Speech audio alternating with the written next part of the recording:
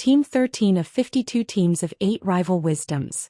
Help make America wiser and kinder with antique quotes that have passed the test of time to make humanity great, with words of wisdom to encourage, educate, and entertain generations for centuries.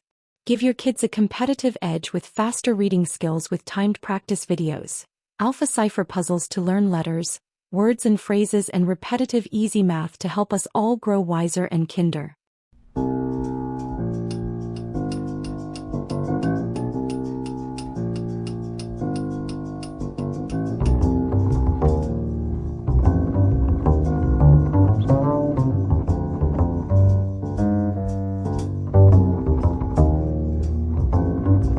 Team quote 13.1. Ideas govern the world or throw it into chaos. Auguste Comte 1798–1857.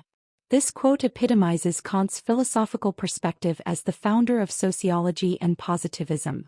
It reflects his profound understanding of how ideas can be transformative forces in human society. The quote suggests several critical insights. Ideas are not passive concepts but active agents of change. Intellectual frameworks have the power to shape human civilization.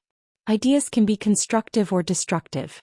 The intellectual foundation of a society determines its trajectory. As a pioneering social philosopher, Comte believed that human progress is fundamentally driven by intellectual development. The quote implies that ideas can either organize and advance society. Alternatively, poorly conceived ideas can lead to social disintegration. Intellectual frameworks are the primary drivers of human action. Thinking critically about ideas is crucial to social stability. Comte's positivist philosophy emphasized that systematic, scientific thinking could provide solutions to social challenges. This quote captures his belief that ideas are not abstract, but powerful mechanisms that directly influence human behavior and social structures. Team quote 13.2. We forge the chains we wear in life. Charles Dickens 1812–1870. Charles Dickens, the renowned Victorian novelist, offers a profound observation about personal responsibility and self-determination in this quote. The metaphorical language suggests that our choices, actions, and attitudes create the constraints or chains that limit or define our life experiences. This quote reflects Dickens' broader literary themes of social justice, personal growth, and the consequences of individual decisions. Coming from an author who often wrote about social mobility, class struggles, and personal transformation, the statement implies that individuals are not merely passive recipients of fate, but active creators of their own circumstances. The imagery of forging chains suggests a deliberate, almost blacksmith-like process of constructing our own limitations or opportunities. It's a powerful reminder that while external circumstances certainly impact our lives, we also play a significant role in shaping our personal and social realities through our choices, beliefs, and actions. Team quote 13.3. A man who does not think for himself does not think at all. Oscar Wilde 1854–1900. Oscar Wilde, the celebrated Irish poet, playwright, and wit, offers a provocative statement about intellectual independence in this quote. The quote encapsulates Wilde's characteristic sharp and direct approach to social criticism. By asserting that merely repeating others' thoughts is equivalent to not thinking at all, Wilde challenges individuals to develop their own critical thinking skills and original perspectives. This statement reflects Wilde's broader philosophical stance of individualism and his disdain for unquestioning conformity. As a prominent figure of the aesthetic movement, Wilde consistently advocated for personal authenticity and the importance of individual thought. He believed that true intellectual engagement requires active, independent reasoning rather than passive acceptance of prevailing opinions. The quote can be interpreted as a call to intellectual courage, to question, analyze, and form one's own conclusions rather than simply echoing the thoughts of others. It suggests that thinking is an active, creative process that demands personal effort, curiosity, and the willingness to challenge established narratives. Wilde's words resonate across disciplines, from philosophy and art to social and political discourse, encouraging people to cultivate their unique intellectual voices and resist the comfortable but intellectually stagnant path of uncritical acceptance. Team quote 13.4. Love is blind, friendship closes its eyes. Nietzsche 1844–1900. This quote by Friedrich Nietzsche offers a nuanced and insightful perspective on two profound human connections: love and friendship. The first part, "Love is blind," is a familiar saying that suggests love can make people overlook flaws, imperfections, or potential problems in a romantic relationship. It implies that love can be irrational, all-consuming, and capable of obscuring rational judgment. The second part, "Friendship closes its eyes," presents a more subtle and complex interpretation. Unlike the complete blindness of love, friendship implies a more deliberate and conscious choice to overlook certain shortcomings. Where love might be uncontrollable and unthinking in its acceptance, friendship involves a more intentional act of understanding, acceptance, and forgiveness. Nietzsche, known for his profound psychological insights, suggests here that while love might be an overwhelming, uncontrolled emotion that prevents us from seeing clearly, friendship is a more mature, chosen form of relationship. In friendship, one consciously decides to accept another's flaws, understanding that no person is perfect. This quote reflects Nietzsche's broader philosophical explorations of human relationships, psychology, and the complex nature of emotional bonds. It invites us to consider the different ways we perceive and accept those close to us. Teen quote 13.5. The boughs that bear most hang lowest. David Garrick, 1717–1779. This quote by David Garrick, an influential English actor, playwright, and theatre manager of the 18th century, offers a profound metaphorical observation about humility and productivity. The imagery evokes a fruit-laden tree, where the branches heavy with ripe fruit bend closest to the ground.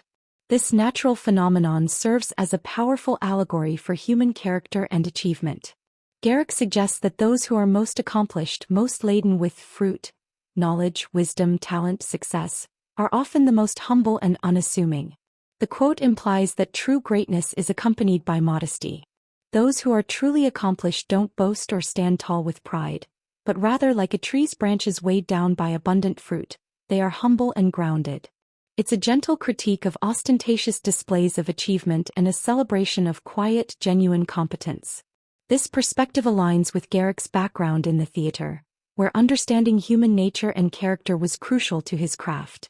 As a significant figure in 18th-century English theatre who helped elevate acting from a disreputable profession to a respected art form, Garrick likely drew from his own experiences of achieving greatness through hard work and humble dedication.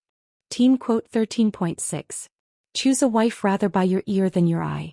Thomas Fuller, 1608–1661. This quote by Thomas Fuller, an English clergyman, historian, and author of the 17th century, offers a surprisingly timeless piece of advice about choosing a life partner.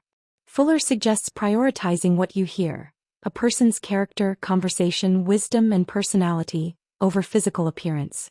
The metaphorical contrast between ear and eye implies that true compatibility and marital success depend more on intellectual and emotional connection than on visual attraction. In the context of 17th-century England, this was a remarkably progressive view. At a time when marriages were often arranged and women were primarily valued for their physical attributes or dowry, Fuller advocates for a deeper, more substantive approach to partnership. He suggests that listening, truly hearing and understanding another person, is far more important in selecting a spouse than superficial visual assessment. The advice reflects Fuller's reputation as a witty and insightful writer known for his proverbial wisdom. It encourages a more profound consideration of partnership, valuing a person's wit, intelligence, character, and conversational abilities over mere physical beauty. Today the quote remains relevant. It reminds us that lasting relationships are built on communication, mutual understanding, and shared values, qualities that are heard and experienced, not merely seen. Teen quote 13.7. The bud of victory is always in the truth. Benjamin Harrison, 1833–1901. This quote by Benjamin Harrison, the 23rd President of the United States, offers a profound insight into the nature of success and integrity. Harrison, who served as president from 1889 to 1893, suggests that genuine victory is inherently linked to truth. The metaphorical language of a bud of victory implies that success is something that grows and develops, and its foundational element is truthfulness. The quote reflects Harrison's background as a lawyer and political leader, where integrity and honesty were crucial professional and moral virtues. By positioning truth as the essential seed or bud of victory, Harrison emphasizes that authentic achievement cannot be separated from moral principles. This perspective goes beyond mere political rhetoric. It suggests that true success is not about short-term gains or superficial accomplishments, but about maintaining integrity. The metaphor of a bud also implies that truth is something that must be carefully nurtured. It starts small but has the potential to bloom into significant achievement. In the context of Harrison's era, a time of significant political and social transformation in the United States, this quote could be seen as a call for ethical leadership and principled action. Team quote 13.8. Our lives are universally shortened by our ignorance.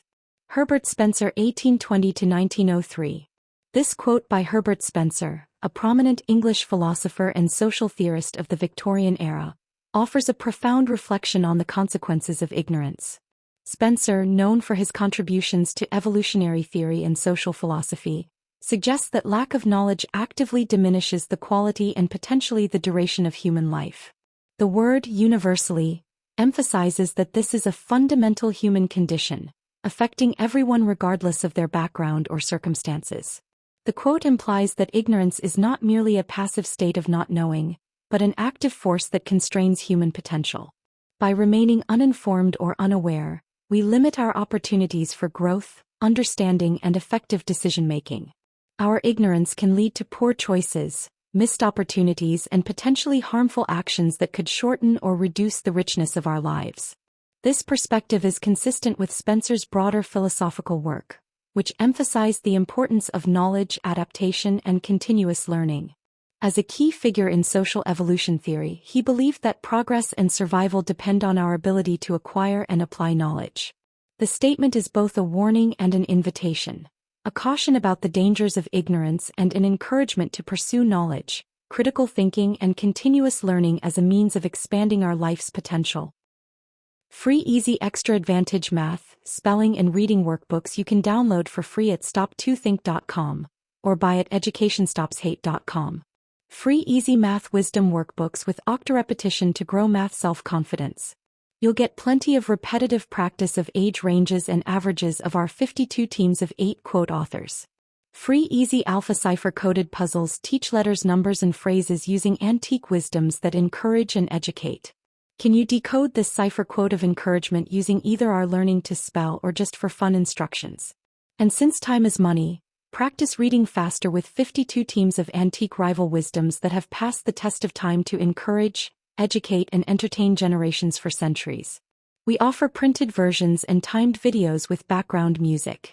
Sign up for free weekly emails of 52 teams of antique rival wisdom workbooks with easy math, spelling, and reading practice. And if you'd like to get paid for sharing our wearable wisdoms, keep this in mind. Everyone I know wears a shirt and most of us change them daily, so change your shirt and change the world. Social equalities are blatantly subliminal antique positive wisdoms repetitively shared without saying a word. This applies to all our wearable shareable wisdoms, like pretty witty baby onesies and baby tees that you and others will see and read multiple times a day.